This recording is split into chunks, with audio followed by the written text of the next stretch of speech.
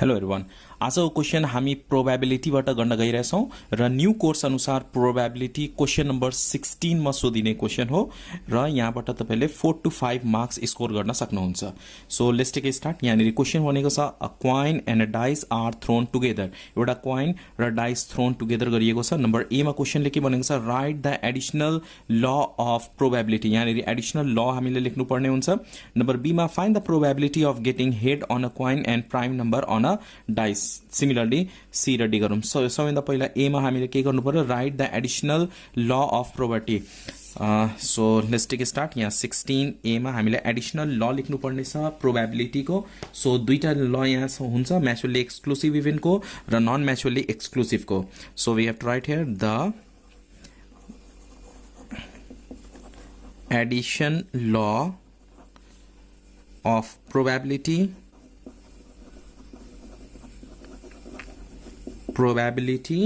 of mutually exclusive events. It means there is no comments. Mutually exclusive बनेगा, कुनै पनि comment हुँदैन। इसको फर्मुला के हुन्छ, P एडिशन ल P A union B is equal to P A plus P B. Similarly, non mutually exclusive को the addition law of probability of non mutually exclusive events. There is a something common. So P A union B is equal to P A plus P B minus P A intersection B।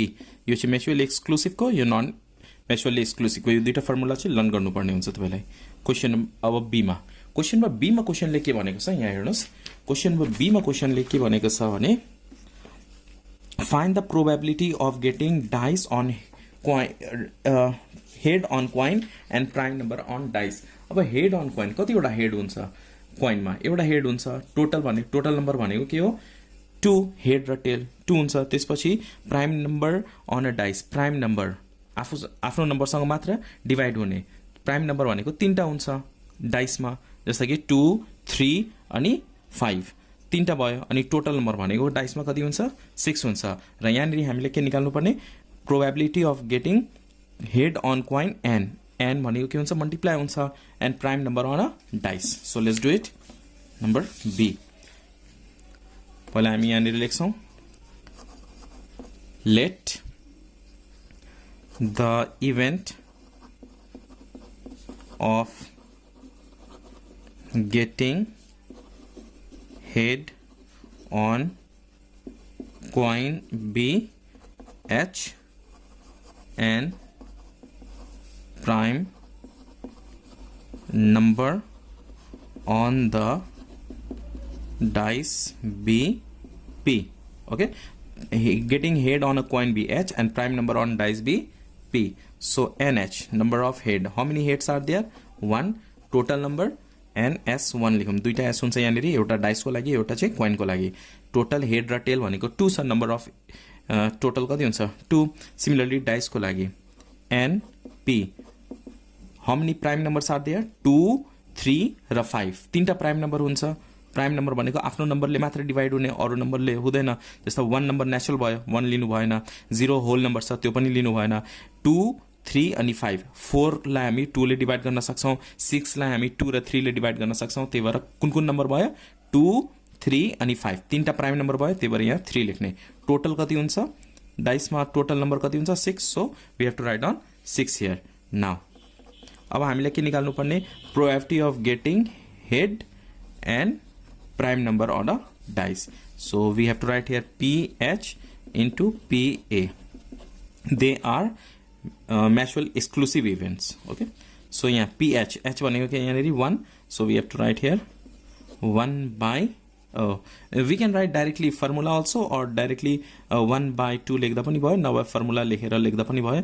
n h by n s1 into n number cardinal number of a by cardinal number total number nh भनेको कति छ 1 so 1 by 2 into na number of a sorry number of p हामी लेख्दै छौं यहाँ नि p means prime number okay so यहाँ कति छ 3 by 6 यो दुईटा divide गर्दिने 3 1 3 3 2 6 is equal to 1 by 4 is the probability of getting head on a coin and prime number on a dice यहाँ पनि p okay hope you understand this one now look at question number c question number c मा question ले के भनेको छ भने what is the probability of getting either a prime number भर्खर हामीले कतिवटा prime number छ तीनटा छ or an odd number on a dice odd number को कुरा भनेको छ र prime number को कुरा भनेको छ यहाँ नि odd छ भनेको यो चाहिँ हामी अगाडि माथि नम्बर a मा फर्मुला युज गरेको थियौं म्याचुअली एक्सक्लुसिभ र नन म्याचुअल एक्सक्लुसिभ को त्यो फर्मुला युज गर्नु भने अब यो दुईटामा कमन छ कि छैन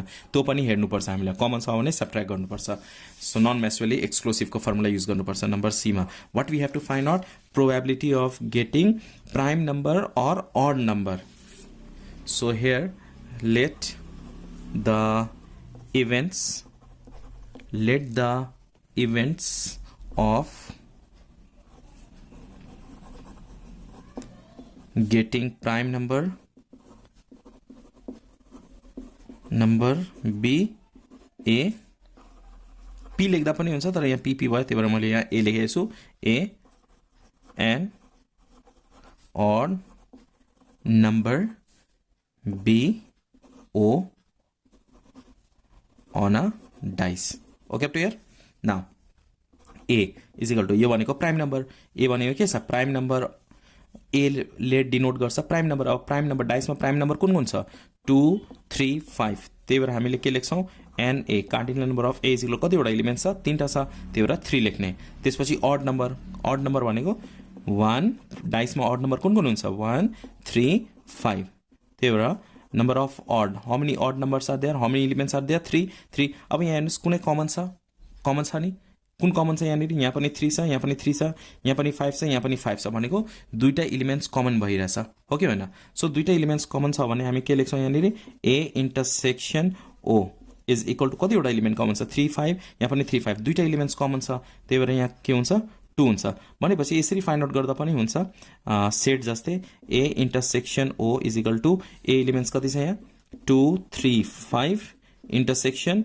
o is equal to 1 3 5 okay यसमा कुन कुन हुन्छ इन्टरसेक्सन भनेको कमन एलिमेन्ट्स 3 र 5 अब कार्डिनल नम्बर निकाल्दाखेरि कार्डिनल नम्बर n ले डिनोट हुन्छ n a intersection b cardinal number of a intersection b भनेपछि कतिवटा एलिमेन्ट्स छ कमन दुईटा 2 सो डाइरेक्टली लेख्दा पनि भयो नभए यसरी स्टेप बाइ स्टेप लेख्दा पनि हुन्छ now we have to find out probability of getting prime number और ऑड नम्बर प्राइम नम्बर और ऑड नम्बर यहाँ नि कमन पनि छ okay so what we have to write p a or o prime number or this one is odd number so what is the formula pa plus po minus pa intersection o अब pa को formula के हुन्छ na by ns na cardinal number of a by ns total plus no by ns minus na intersection o by ns okay up to here